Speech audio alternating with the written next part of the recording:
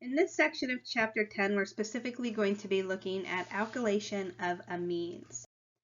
So what we're going to see is that ammonia, NH3, primary, secondary, or tertiary amines are going to react with alkyl halides. And the final thing we're going to be producing is going to be the ammonium salt. We're going to see that it's very, very difficult to stop with just one alkylation, so meaning putting one R group onto the amine. We're going to alkylate as far as we can through this process. So the reaction that we're going to be looking at is we're going to take our alkyl halide. It doesn't matter what the halogen is. Remember, X represents any of our halogens. And if we react that with any nitrogen-containing compound, so here I'm just going to react it with the amine. We will initially have an ammonium salt being produced where we add that R group to the nitrogen, driving off the halide. Then, because we are under basic conditions with the ammonia or with the amine, we end up finally producing the alkylated amine. So in this reaction, I started off with NH3, and I would end up getting the primary amine.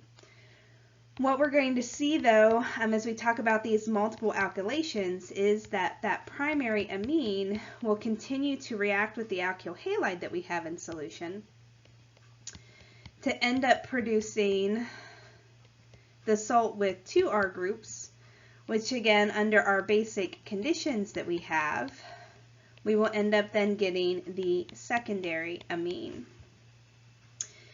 That secondary amine will continue to react with the alkyl halide that we have in solution to once again put now three R groups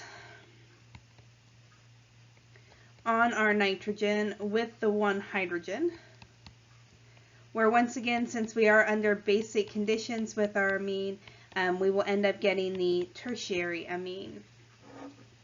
That tertiary amine will continue to react with the alkyl halide once again. This time it will end up putting four R groups on our nitrogen, generating the ammonium salt.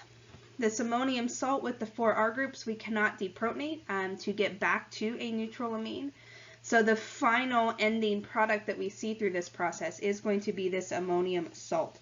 The nitrogen will have four R groups on it at a positive charge, and it will be balanced then by the halide, the X minus that we have in solution as well.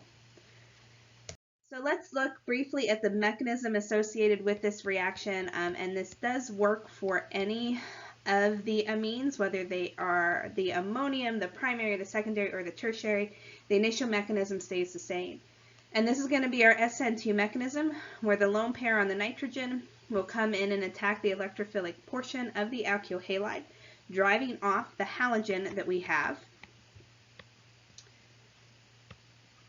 which then adds that R group onto our nitrogen, giving it the positive formal 1 charge that is then balanced with the negative charge of the halogen that we drove off. But since we have the hydrogen on the nitrogen, what we will see is that the nitrogen not only is nucleophilic, it is also basic, so that basic nitrogen that we were just dealing with will also deprotonate the salt that we just formed as long as there is a hydrogen there. So then that will leave us with a protonated amine as well as the alkylated amine.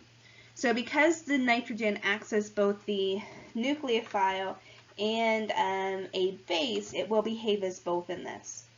What we will see is that the more alkylated the nitrogen becomes, the more nucleophilic it is, and the more basic it is, because we're adding those R groups to it. Which is why it is very difficult to stop by just putting one R group on ammonium. We will continue to alkylate and add as many R groups as we can until we get to that final ammonium salt, where we had the NR4 with the positive charge that was then balanced by the anion, the halide that we would be producing. Because the more R groups we add to the nitrogen, the more basic and the more nucleophilic it becomes. So the reaction just continues to progress and progress and progress until it can go no farther.